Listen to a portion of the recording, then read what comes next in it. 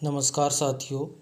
छंद के अगले पार्ट में छंद से संबंधित कुछ सामान्य जानकारी लेकर आया हूँ, जो इस प्रकार से हैं। यति यतिर्विच्छेदः संगीता, अर्थात किसी छंद का वाचन करते समय जहाँ विराम हो या रुकना हो, उस विराम को ही यति कहते हैं। यानी जब हम रुकते हैं, कोमा बीच में होती है, तो उसको क्या कहते हैं? यति कहते हैं।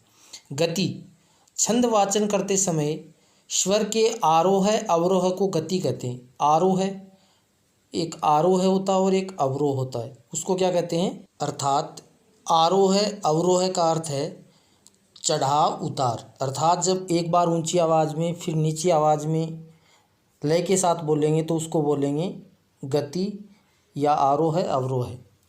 फिर है पाद। ज्ञेय है पाद चतुर्थांश है, अर्थात छंद का चौथा भाग पाद चरण या अघ्री कहा जाता है। यहाँ पर यह मोस्ट है कि पाद अघ्री चरण कौन से होते हैं।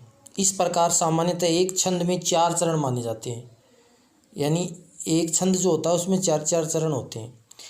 दल छंद की एक पंक्ति में एक से अधिक चरण लिखे जाने पर उसे दल कहा जाता है। अर्थात छंद की जो पंक्तियाँ होती हैं उसमें यदि एक से अधिक हैं तो वो दल कहा जाएगा।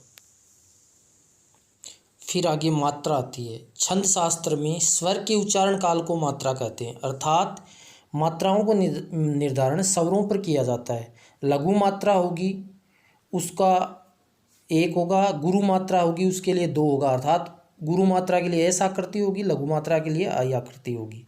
मात्रा निर्धारण के नियम। मात्रा सदैव स्वरों पर प्रयुक्त की जाती है, व्यंजन वर्णों पर नहीं।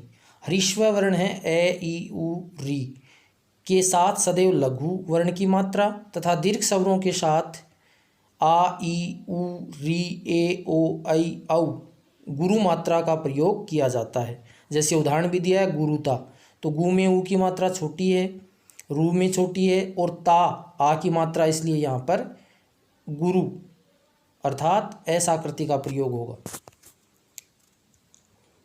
इस प्रकार से इनमें मात्राओं का निर्धारण किया जाएगा, यानी केवल स्वर वर्णों पर ही मात्रा। सानुस्वारो विसर्गान्तो दीर्घो युक्त प्रश्चय ये स पदान्ते त्वस् वक्रो ज्ञेयो अन्यो मात्रिको लृजु, अर्थात यदि किसी लघु मात्रिक वर्ण के तुरंत बाद कोई संयुक्ताक्षर हलंत वर्ण यानी आधा वर्ण विसर्ग या अनुस्वार हो तो उस लघु वर्ण को भी गुरु वर्ण माना जाएगा।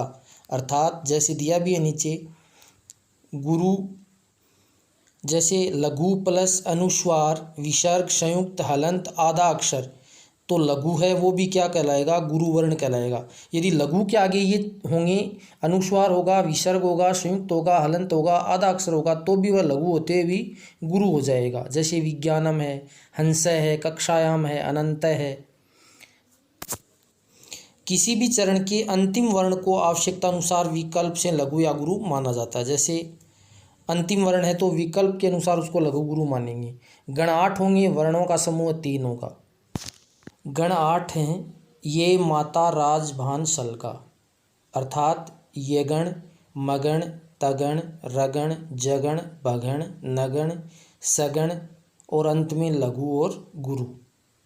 जैसे विकास है, विज्ञानम है, तेजस्वी रुदिका अयंत भारत नयन सरला, तो ये गण मगण तगण रगण जगण भगण नगण सगण, यानी इसके आदि में लघु है तो आदि लघु कहलाएगा, सर्व गुरु है तो सभी गुरु कहलाएंगे, अंत लघु है तो अंत लघु कहलाएगा, मध्य में यदि लघु है तो मध्य लघु कहलाएगा, मध्य यदि गुरु है तो गुरु कहलाएगा, आदि गुरु है तो आदि गुरु, और तीनों यदि लघु है तो सर्व लघु कहलाएगा, और अंत में गुरु है तो अंतिम गुरु कहलाएगा। लय से लघु होगा और गय से गुरु होगा, अर्थात अंतिम जो है वो लघु और गुरु कहलाएंगे। इस प्रकार से 3 का तो 3 वर्णों का तो क्या होता है? समूह होगा, और गण कितने होंगे? 8 होंगे। जैसे ये गण 1, मगण 2, तगण 3, रगण 4, जगण 5, भगण 6, नगण 7 और सगण 8, और अंत में एक लघु और एक गुरु हो। इस प्रकार से ये बहुत इंपॉर्टेंट है, यहाँ से क्वेश्चन निश्चित आता है। तो गणों की 8 होगी, गण 8 होंगे, और वर्ण 3 का समूह होगा। यदि चैनल अच्छा लगे तो लाइक, शेयर और सब्सक्राइब करना न भूलें। अगला वीडियो तभी बनेगा जब चैनल को ज़्यादा से ज़्यादा लाइक, शेयर और सब्सक्राइब करोगे और कमेंट करके बताओगे कि ये कैसे लग रहे हैं, तभी अगला वीडियो बनेगा। क्योंकि रीट के लिए रामबाण है, छोटे छोटे पॉइंट है, इन्हीं में से क्वेश्चन